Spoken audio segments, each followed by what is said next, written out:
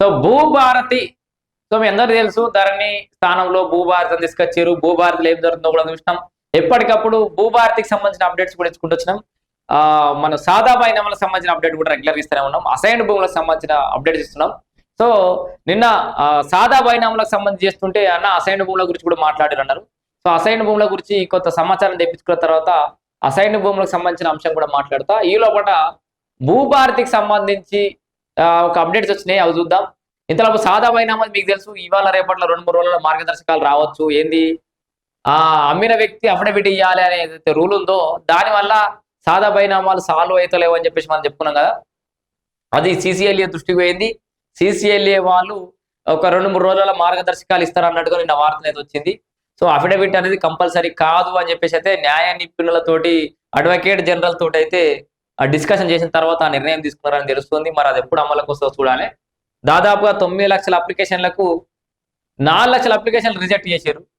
ఒక 162 ఎంతనో ఆమోదింపబడ్డాయి సాదా బైనామాలు, అంటే చాలా తక్కువ. మరి చాలా వరకు రిజెక్ట్ చేసిన వాటి సంగతి ఏందన్న అంటారు. మరి ఈ లోపల అవిట్లో కూడా రివ్యూ చేసి మళ్ళీ తీసుకొని వాటిని కూడా మళ్ళీ పునః పరిశీలిస్తారేమో, ఎదురు చూద్దాం మనం. ఎందుకంటే మళ్ళీ పరిశీలిస్తారా లేదు తెలియదు. చాలా మంది ఆడౌట్ కూడా అడిగారు, సగానికి సగం ఇప్పటికే రిజెక్ట్ అయినాయి కదా అని. రిజెక్ట్ అయిన తర్వాత ఈ రూల్ వచ్చింది. అంటే అమ్మిన వ్యక్తి అఫిడవిట్ ఇవ్వాల్సిన అవసరం లేదనే విషయం ఇప్పుడు బయటకు వచ్చింది. మరి దాన్ని లెక్కలు తీసుకొని రిజెక్ట్ చేసినా కూడా లెక్కలు తీసుకుంటారా లేదో చూద్దాం. అండ్ గ్రేటర్ హైదరాబాద్ రీజియన్ లో ఇది వర్తించదని చెప్పేసి కూడా అంటున్నారట. సో దాని గురించి కూడా కొంచెం వివరాలు తీసుకునే ప్రయత్నం చేద్దాం. ఈ లోపల భూభారతి రూల్స్ ఫెయిల్ అనే ఒక వార్త వస్తున్నాం. సో దరఖాస్తుల పరిశీలనలో తీవ్ర జాప్యం జరుగుతున్నమాట వాస్తవమే. ఇక్కడ ఏళ్లుగా లక్షలాది అప్లికేషన్లు పెండింగ్ ఉన్నాయి. తహసీల్దారులకు పంపిన నివేదికలను రిటర్న్ చేస్తున్న కలెక్టర్లు స్పీకింగ్ ఆర్డర్ కాపీ జత చేయాలని అనేక చోట్ల పేచీలు. కాస్రా పహరీలో సర్కారీ శివాయి జమాయి గైరన్ ఉందంటూ పట్టా భూములు బ్లాక్. అధికార వికేంద్రీకరణ లేక నష్టపోతున్న సామాన్యుడు. సో ఒకటే దగ్గర అధికారాలు ఒకటే దగ్గర కలెక్టర్ దగ్గరనే ఆర్డీఓ దగ్గరనే ఉండడం వల్ల అధికారిక వికేంద్రీకరణ జరగకపోవడం వల్ల రైతులు ఇబ్బంది పడుతున్నారు. అసైన్డ్ భూముల మ్యుటేషన్లు కొనసాగించాలని రిక్వెస్ట్లు పెడుతున్నారు. పిఓబి లిస్టులను ప్రజలు ముందుంచాలి, అభ్యంతరాలపైన నిర్ణయం తీసుకోవాలని చెప్పేసి అంటారు. చట్టానికి అనుగుణంగా సాఫ్ట్వేర్ ఉండాలి, ఫీజుల మూత తగ్గిస్తే సర్కారుకే మంచి పేరు. సో దీనికి స్లాట్ల బుకింగ్ దానికి దీనికి ఫీజుల మూత ఏదైతే ఉందో ఆ ఫీజుల రేటు తక్కువ చేస్తే మంచి పేరు కూడా వస్తుంది. ఒకటి, గతంలో ధరణిలో స్లాట్లు బుక్ చేసుకొని డబ్బులు పోయి వేస్ట్ అయ్యి కన్ఫ్యూజన్ అయిపోయి కోట్ల రూపాయలు అయిపోయినాయి. పాపం అవి కూడా తిరిగి చెల్లిస్తలేరు. సమస్య ఏంటంటే ఆ డబ్బులను తిరిగి చెల్లించే మెకానిజం ధరణిలో పెట్టలే కేసీఆర్ పాపం. ఎట్లా తిరిగి చెల్లించాలో అర్థమైతలేదు. కలెక్టర్లు చేయొచ్చు, దెకెండు. సో మరి వాళ్ళు ఏం చేస్తారు అనేది ఇప్పుడు ఎదురు చూడాలి. ఆ పెండింగ్ ఉన్న పైసలు ఉన్నదానికి దిక్కులే, పెండింగ్ పైసలు ఎడతాయి అని చెప్పేసి ఎదురు చూస్తారు. పట్టా భూములు బ్లాక్ అని చెప్పేసి కొన్ని ముఖ్యమైన అంశాలు ఉన్నాయి. మాట్లాడుకున్న తర్వాత మిగిలిన విషయాలు మాట్లాడుకుందాం.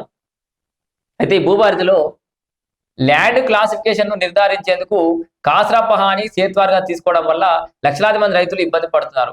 కొంతకాలానికి పట్వారీలు విఆర్ఓలు క్లాసిఫికేషన్ చేంజ్ చేసి రికార్డులు రాసేసారు. ఇప్పుడు అప్పుడే వెనకడి కాస్రా పహానీలు సేత్వార్లు తీసుకుంటామంటే మధ్యలో అవిడి తర్వాత కొన్ని రోజులకి ఈ విఆర్ఏలు క్లాసిఫికేషన్లు దాని యొక్క దాన్ని ఏమంటారు నేచర్ ఆఫ్ ల్యాండ్ ఉంటుంది కదా, దాన్ని మార్చేసి భూమి యొక్క సరాబుని మార్చేసి వాళ్ళు రికార్డులు మార్చారు. ఇప్పటికే 50 నుంచి 60 సంవత్సరాలు అయింది. అనేక క్రయ విక్రయాలు జరిగినాయి. అప్పటి నుంచి పట్టాగా రికార్డులో కొనసాగుతున్నాయి. ఇప్పుడేమో కాస్రా పహానీలో సర్కారీ ఉందని, శివాయి జమాయి గైరాన్ ఉందంటూ పట్టా భూముల్లో బ్లాక్ చేస్తున్నారు. సో ఇది ముఖ్యమైన సమస్య. ఇది మీకు చాలాసార్లు కూడా చెప్పిన, అందరికీ అంటే కొత్త వార్త చూసే వాళ్ళకి అర్థం కాకపోవచ్చు. పాతలు నాకు తెలిసి భూమి సమస్యలోని ప్రతి ఒక్కరు వెళ్తుంది. ఇలా 4 సార్లు దెబ్బదాకి దాకోనకపోతే అది ఏం కోలేసుకోవాలని పేషెంట్కి వెళ్తున్నట్టు ఆఫీసుల చుట్టూ తిరిగి నేళ్ళ కోలే సమస్య ఏందో రైతులకు బాగానే తెలుసు. నేను కొత్తగా చెప్పాల్సిన అవసరం లేదు వాస్తవానికి అయితే. కాకపోతే ఇక్కడ అప్పట్లో ఇది చాలా దొడ్డుగున్నది రాగురి సేత్వారు ఖాస్రా ఈ పహానీలు ఉండే. ఆ తర్వాత కొన్ని ఏళ్ళు గడవంగా విఆర్ఏలు ఉంటారు కదా, వీళ్ళు ఏం చేశారు, ఈ సేత్వారు ఖాస్రా ఇవన్నీ నేచర్ దాని యొక్క క్లాసిఫికేషన్ మార్చేసి ఈ రికార్డు రాసిరు, కొత్త న్యూ రికార్డ్స్. ఫస్ట్ ఇది ఉందా, కొత్త రికార్డు చేసి దీన్ని పట్టాగా మారింది ఈ భూమి. ఇప్పుడు పట్టాగా మారి దగ్గర 50 నుంచి 60 ఏళ్ళు అయినాయి కొన్ని. ఇప్పుడు ఈ భూభారతిలో ఈ అసైన్ భూములు సాదా బైనామాలు ఈ కథాకారకాన్ని చూసి వెరిఫికేషన్ చేసేటప్పుడు ఈ కలెక్టర్లు వీళ్ళు వెనక పోయి చూస్తున్నారు. మొత్తం వెనక పోయి చూసే వరకలా ఈ చేతులు ఏమని ఉంటున్నాయి, కాసరా పహానీలో సర్కార్ అని ఉందని. ఇక్కడ కనబడుతుంది చూడు, మళ్ళా రాసులు ఎందుకు, సర్కారీ శివాయి జవాయి జమాయి గైరాన్ ఉందంటూ పట్టా భూములను బ్లాక్ చేస్తారు. ఈ పదాలు కనబడితే గవర్నమెంట్ అని ఫిక్స్ అయిపోతున్నారు. ఎందుకు వచ్చిన తలకాయ నొప్పి అని. సో దానివల్ల 56,000 నుంచి పట్టా అని చెప్పేసి ఎంతో, ఇప్పుడు 56,000 ఎంతమంది లబ్ధిదారులు అంటే పట్టాదారులు మారి ఉంటారు. ఈయన చేతి మీదకి, ఆయన చేతి మీదకి, ఆయన చేతి మీదకి, ఈయన చేతి మీదకి. ఇప్పుడు వచ్చి చక్క సర్కారు భూమి అంటే సో చాలా తలకాయ నొప్పులు ఉన్నాయి. ఆఖరికి 2017లో భూ రికార్డుల ప్రక్షాళన సమయంలోనూ 1B నోటీసులు జారీ చేయడం ద్వారా కొత్త పాస్ పుస్తకాలు ఇచ్చారు. అప్పుడు సైతం పట్టాగానే ఉంది. కానీ ధరణిలో డేటాను కాసరా పహానీ ఆధారంగా క్లాసిఫికేషన్ అప్లోడ్ చేయడంతో నేటికి ఎంతో మంది రైతులు అధికారుల చుట్టూ తిరుగుతున్నారు. చూసిరా, ఇక మీకు క్లియర్ అర్థమైందా సమస్య ఎక్కడ మొదలైంది. ఇప్పుడు మళ్ళా ఈ ఒక్క సర్కారు నిందించడం కాదు, మనం తెలంగాణ రాష్ట్రం స్వరాష్ట్రం ఏర్పాటు చేసుకున్న తర్వాత జరిగినటువంటి తతంగం ఇది. వీళ్ళు జాప్యం చేస్తారు. సరే కొన్ని మార్పులు చేర్పులు చేసారు, రైతులకు అనుకూలంగా ఉంటే చట్టాలు చేసారు. అయితే దాని ఇంప్లిమెంటేషన్ లో చాలా డిలే జరుగుతుంది. ఏంది ఇగో దరఖాస్తుల పరిశీలనలో తీవ్ర జాప్యం జరుగుతుంది. ఏళ్ళుగా లక్షలాది అప్లికేషన్లు పెండింగ్లు ఉన్నాయి. వీళ్ళు ఏం చేశారు, 2017లో భూ రికార్డుల ప్రక్షాళన సమయంలో 1B నోటీసులు ఇచ్చారు. అప్పుడు పట్టాలని ఇచ్చారు. ఎవరు, వీళ్ళే, కేసీఆర్ హయాంలోనే. ఇచ్చిన తర్వాత ఏం చేశారు మళ్ళా, కానీ ధరణి పోర్టల్లో డేటాను కాసరా పహానీ ఆధారంగా క్లాసిఫికేషన్ అప్లోడ్ చేశారు. 1B కింద నోటీసులు ఇస్తేవి, ఇవన్నీ ఎత్తివి, కొత్త కొత్త దుకాణం వంటివి, మళ్ళా పాత దుకాణం తీసుకొచ్చి ధరణిలకు ఎక్కించేటప్పుడు ఏం చేశారు, కాసరా అనే లైన్లో ఆ కాలంలో ఎక్కించేశారు. ఇక దాని తర్వాత అసలు సమస్య పోలేదు. కానీ ధరణి పోర్టల్లో డేటాను కాసరా పహానీ ఆధారంగా క్లాసిఫికేషన్ అప్లోడ్ చేయడంతో నేటికి ఎంతో మంది రైతులు అధికారుల చుట్టూ తిరుగుతున్నారు. కొందరు జిల్లా కలెక్టర్ మాత్రం 20 నుండి 30 ఏళ్ళుగా రికార్డులో పట్టా అని ఉంటే రికమెండ్ చేస్తున్నారు. కొంతమంది కలెక్టర్లే. కొందరేమో కాసరా సేత్వార్ ప్రామాణికం అంటూ స్టాంప్ డ్యూటీ కట్టి చేసుకున్న సేల్ డీడ్, మ్యూటేషన్ ఆర్డర్, కానీ పట్టాదారు పాసు పుస్తకాలు, పాత ROR రికార్డులను పట్టించుకోవడం లేదు. సో ఇట్లాంటి ఏమి కూడా పట్టించుకుంటారు కొంతమంది. ఇప్పటికైనా ఎన్నేళ్ల వరకు రికార్డులను పరిశీలించి క్లాసిఫికేషన్ నిర్ణయించాలో ఆఫీసర్లకు తెలియజేసి సర్క్యులర్ జారీ చేయకపోతే కష్టమవుతుందనే అభిప్రాయం ఉంది. సింపుల్ వచ్చి అర్థం కదా, ఏం చేయాలి, ఇగో గిన్ని సంవత్సరాల దాకా పట్టా అని ఏమైనా కనబడితే ఈ సంవత్సరం నుంచి ఈ సంవత్సరం దాకా వాళ్ళకి ఇచ్చేసేయి అని ఒక సర్క్యులర్ రావాలి అధికారులకి. కొంతమంది కలెక్టర్లు వాళ్ళే జిల్లా పరిపాలన అధికారులు కాబట్టి జిల్లాకి వాళ్ళే బాస్ కాబట్టి కొంతమంది సరే ఓ 20-30 ఏళ్ళు వీళ్ళకే పట్టా ఉంది కానీ ఇచ్చిస్తారు. కొంతమంది ఏమో కన్ఫ్యూజ్ అవుతారు, భయపడతారు, కొంతమంది ఇస్తారు. అట్లా కాకుండా సర్కార్ నుంచి ఒక సర్క్యులర్ రావాల్సిన అవసరం ఉంది. ఇన్ని సంవత్సరాల నుంచి ఇన్ని సంవత్సరాలు పట్టాగా ఉంటే పట్టా భూమి అని చెప్పేసి చెప్పడానికి వాళ్ళకు సర్క్యులర్ వస్తే ఇవన్నీ సమస్యలు కూడా తేలే అవకాశం ఉంది. ఇక్కడ ఇంకా కొన్ని ఉన్నాయి. అందులో ఇందులో ఒక్కటే అని ఒక వార్త, ఏంది ఒకటే, ధరణి పోర్టల్లో ఏ మాడ్యూల్ కింద ఏ సమస్యలు పరిష్కారం అవుతాయో అర్థం కాలేదు, అవగాహన కూడా కల్పించలేదు. ఎప్పుడు ధరణి సమయంలో. ఇక ధరణి పోర్టల్లో అప్లికేషన్లు పెట్టుకుంటే రిజెక్ట్, మళ్ళీ అప్లై చేస్తే మళ్ళీ ఫీజు మోత ఇబ్బంది పెట్టింది. అప్పుడు ఏంది తర్వాత ఇక భూభారతి వచ్చింది.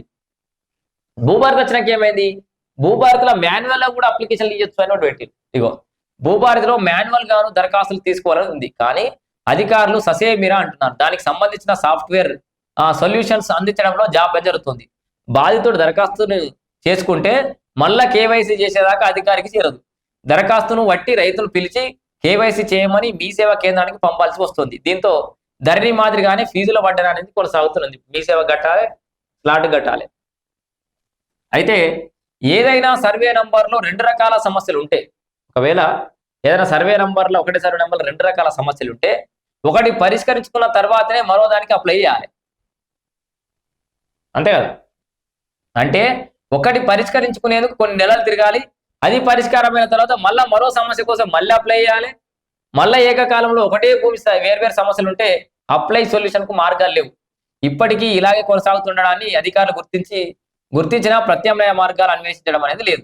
సో గుంట భూమి సమస్యకు ఎకరం ధర ఎంతో కనుక్కొని సీసీఎల్ఏ కలెక్టర్ దరఖాస్తులు పంపకుండా ఆ గుంట వల్లులను లెక్కించి తహసీల్దార్ ఆర్డీఓలే పరిష్కరించేలా గైడ్ లైన్స్ అనేది ఉండాలి. జనరల్ గా లైసెన్స్డ్ సర్వేయర్ ఇవన్నీ ఏంటంటే గతంలో ఉత్పన్నమైన సమస్యలు ఏంది, సొల్యూషన్స్ ఎట్లుంటే బాగుంటుంది అని చెప్పేసి రాసిరు. చాలా అద్భుతంగా రాసిరు ఇలా పేపర్లా. రెవెన్యూ సదస్సుల్లో ఇచ్చిన దరఖాస్తులను గ్రామీణ ప్రాంతానికే వెళ్లి పరిష్కరించాలి. ఈ విషయం నేను చాలా సార్లు చెప్పిన. గ్రామీణ ప్రాంతంకే పోయి సమస్యలు పరిష్కరించాలని నేను పదే పదే మొత్తుకుంటున్నా. మన వేదికగా చాలా మంది పాత వాళ్ళు చూసిన వాళ్ళు చెప్తారు. నెలకొక్కసారో 2 సార్లు ఈ ఎంఆర్ఓలను తీసుకుపోయి గ్రామాలలో టెంట్లు వేసుకొని మొన్నటిదాకా భూభారతి సదస్సు, అవగాహన సదస్సు అండ్ లేకపోతే అప్లికేషన్లు ఎట్లా తీసుకోరో అట్లా పెట్టండి. బ్రహ్మాండంగా ఉంటుంది. గ్రామ పంచాయతీ కాడ టెంట్ వేసుకొని కుర్చీలు వేసుకొని కూర్చోండి. ఆ ఊర్లో ఏం సమస్యలు కూర్చుంటే అక్కడికక్కడనే సమస్యలు పరిష్కారం అవుతాయి. వాళ్ళ జర ఆ ఏసీ రూములు, ఆ ఫ్యాన్ గదులకి బయట ఊరలకు రప్పి మా రైతన్నలకు అందరికి రిక్వెస్ట్ చేస్తా, దేశానికి అన్నం పెడుతారు, ఎంఆర్ఓకి అన్నం పెట్టరు. ఎంత పగటిలు అయితే మీకు బిల్లు వచ్చినా సరే మళ్ళీ ఆ బిల్లు తీసుకోరు, కానీ పగటిల్ని మంచి అన్నం భోజనం పెడతారు రైతులే. ఆ ఊరికి పోతే వాళ్ళ సమస్య పరిష్కారం చేస్తే దండం పెడతారు. దయచేసి రాష్ట్ర ముఖ్యమంత్రి రేవంత్ రెడ్డి గారికి, రాష్ట్ర ప్రభుత్వానికి రిక్వెస్ట్ పెడుతున్నా, ఈ రైతన్నల సమస్యలు సాల్వ్ చేయడానికి మీరు చాలా అద్భుతమైన చట్టం, భూభారతికి ఎంత మంచిగా రూల్స్ ఫ్రేమ్ చేశారు, చట్టాన్ని తీసుకొచ్చారు. దాని ఇంప్లిమెంటేషన్ లో జాప్యం జరుగుతుంది. మీ దృష్టికి వచ్చిందో లేదో దాన్ని పకడ్బందీగా స్పీడప్ చేయడానికి కొన్ని దారులు వెతకండి. ఎంఆర్ఓలను గ్రామానికి పంపి లక్షలు డీజిల్ తీసుకుంటారు, తప్పులేదు. వాళ్ళు పోతే పెట్రోల్ కూడా పైసలు వస్తాయి, వాళ్ళకి డీజిల్ కూడా పైసలు వస్తాయి. కాబట్టి అప్పుడప్పుడు ఆ గ్రామీణ వాతావరణం తీసుకపోండి, సమస్యలు అక్కడనే పరిష్కారం చేసే విధంగా ఆలోచన చేయాలి. ఈ వీళ్ళ ఆఫీసులో ఉండడం వల్ల ఏం జరుగుతుందంటే మీకు ఓపెన్ చెప్తా ఒక ముచ్చట. ఎంఆర్ఓలు ఆఫీసులో కూర్చుంటే టేబుల్ ముందడికి ఆ సర్పంచ్ సాబ్, ఈ ఎంపీపీ సాబ్, ఈ కలెక్టర్ సాబ్, ఈ ఎమ్మెల్యే సాబ్ మనుషులు, ఈ కౌన్సిలర్ సాబ్ మనుషులు, ఆ మనుషులు ఈ మనుషులు ఎవరు పడతాం వాళ్ళకి రికమెండేషన్, ఆ ముచ్చట ఈ ముచ్చట, వీళ్ళు తమ్ము హెల్మెట్ ఇటు పెట్టాలి, పక్క పొంట అయినా కొట్టుకుంటున్న వాళ్ళ తమ్ము వీళ్ళు ముచ్చట్లు పెట్టాలి. అంటే వాస్తవానికి ఎంఆర్ఓలు తప్పట్లేను, వాళ్ళకి తప్పుతలేదు. ఎవరితో ఏ తాలూకా నొప్పు, ఎవడు ఏ పార్టీ లీడరో ఎవరితో ఏం అని వాళ్ళు మాట్లాడాల్సి వస్తుంది. చక్కగా తీసుకుపోయి ఏ ఊరికి ఆ ఊరికి కూర్చోబెట్టరు. అందరి ముందట వీడు రాజకీయం దొబ్బలేడు, వాళ్ళ జనాల ముందట చక్కగా కూర్చుంటారు. ఎక్కడ అక్కడ కద్దరు చొక్కిడి చేసి నార్మల్ అంగేసుకొని వస్తుంది నీ దగ్గరికి. ఊర్లలో ప్రోగ్రాం పెట్టాలి. అయితే గ్రామీణ ప్రాంతాలకి వెళ్ళి పరిష్కరించాలి. మళ్ళీ ఆన్లైన్ కేవైసీ పేరిట కాలయాపన చేయొద్దు. రైతుల తరపున సపోర్ట్ సిస్టమ్ ఉండాలి. ఆదర్శ రైతులు, పారాలీగల్ వ్యవస్థలు ఏర్పాటు కావాలి. అప్పుడే సామాన్య రైతులకు న్యాయం అందుతుంది. అసైన్డ్ భూములు నిషేధిత జాబితాలో ఉండడంతో వారసుల పేరిట మ్యూటేషన్ కావడం లేదు. నిబంధనలు సవరించకపోతే పథకాలకు దూరం అవుతున్నారు. రైతు బంధు కానీ, రైతు బీమా కానీ ఇట్లాంటి పథకాలు చాలా మంది రైతులుగా పాపం వాళ్ళకు భూ యాజమాన్య హక్కులు ఇస్తే మనకి భూమి ఇచ్చిన దానికి ఒక వాల్యూ ఉంటుంది కదా. నిషేధ జాబితాలు ఉన్న భూములను మొత్తానికైతే వారసులకు మ్యూటేషన్ అయ్యేటట్టుగా అయితే నిబంధనల్లో మార్పులు చేర్పులు చేయాలి. ఇట్లా పిఓబి లిస్టులతోటి గందరగోళం ఏర్పడుతుంది. చట్టానికి అనుగుణంగా రూల్స్ ఉండాలంటారు. 5 సార్లు రిటర్న్ చేసిన కలెక్టర్ ఒక దగ్గర అయితే కలెక్టర్ 5 సార్లు పంపించినట. ఏంది అన్ని తెలిసిన కలెక్టర్తో పాటు సెక్షన్లో పనిచేసిన కొందరు తహసీల్దార్లు సైతం కొర్రీలు పెడుతూ వాటిని రిజెక్ట్ చేసిన పరిస్థితి. రెవెన్యూ రికార్డులో తప్పులు నమోదు చేశాం, సవరించేందుకు ధరణి పోర్టల్లో మాడ్యూల్ అధికారం లేదంటూ గతంలో కోర్టుకు వెళ్ళమన్నారు. భూభారతి వచ్చాక సైతం అదే దారి నడుస్తున్న కలెక్టర్ ఉన్నారు. రికార్డులను పరిశీలించి సవరించాల్సిన అధికారులే లేనిపోని షరతులు పెడుతూ ఏళ్ల తరబడి దరఖాస్తుదారులను తిప్పుకుంటారు. ఏమనంటే కోర్టుకు పోమంటారు, లేకపోతే తిప్పుకుంటారు. రికార్డులని పరిశీలించి ఓపికతోటి పనిచేసే పరిస్థితులు ఎందుకుంటలేరు వీళ్ళు? సో ప్రతి నెల ఒక్కొక్క ఊరు 2 ఊర్లో పెట్టుకోవాలి. ఒక రోజు మొత్తం కూరికి పెట్టిన బెస్ట్ నాకు తెలిసి. మొత్తం పొద్దుగాలకు సాయంత్రం దాకా ఆ ఊర్లో ఎన్ని సమస్యలు ఆ రెవెన్యూలో ఒక్కొక్క రెవెన్యూ గ్రామానికి ఒక్కొక్కసారి పెట్టుకోవాలి. వీలైతే ఆ రికార్డు గదులలో ఆ దుమ్ము పట్టిపోయి దులిపి కింద మీద పడకంటే ఆ రికార్డులు అన్ని ఎత్తుకపోరు. ఒక వ్యాన్ పెట్టింది మంచిగా, సెక్యూరిటీ పైసల కట్టలు ఒకటి సెక్యూరిటీ వ్యాన్ లెక్క ఒకటి పెట్టుకొని ఆ ఊరికే పోయి ఏ పేరు చెప్తే ఆ పేరు దన్న వెతికియాలి, తీయాలి, పని చేయాలి, ఓడగొట్టాలి కదా. ఇట్లాంటి మెకానిజాన్ని రూపొందించుకుంటే తప్పితే అగ్రెసివ్ గా పనిచేస్తే తప్పితే ఈ భూమి సమస్యలు ఇప్పట్లో తీరేటట్లేవు. ఈ 2-3 ఏళ్లలోనే కాంగ్రెస్ సర్కార్ ఉన్నప్పుడే సమస్య సాల్వ్ అయితే అని చాలా మంది ఎదురు చూస్తారు. కాబట్టి వీళ్ళు తొందరగా దీని మీద ఫోకస్ చేసి భూభారతి చట్టాన్ని ఎట్లయితే రూపొందించారో అట్లనే దాన్ని అమలు పరచడానికి కూడా నిబద్ధతతోటి పనిచేసి ఫాస్ట్ గా పనిచేసేటట్టుగా చూడాల్సిన బాధ్యత కూడా కాంగ్రెస్ పార్టీ అధికార పార్టీ మీద అయితే ఉంది, రాష్ట్ర ప్రభుత్వం మీద. సో భూభారతి రూల్స్ ఫెయిల్ అని చెప్పేసి కూడా వీళ్ళు పెట్టుకున్న పరిస్థితి అయితే ఉంది. సో మరి ఈ సమస్యలు ఎప్పుడు తేలుతాయి అనేది అయితే మనం ఎదురు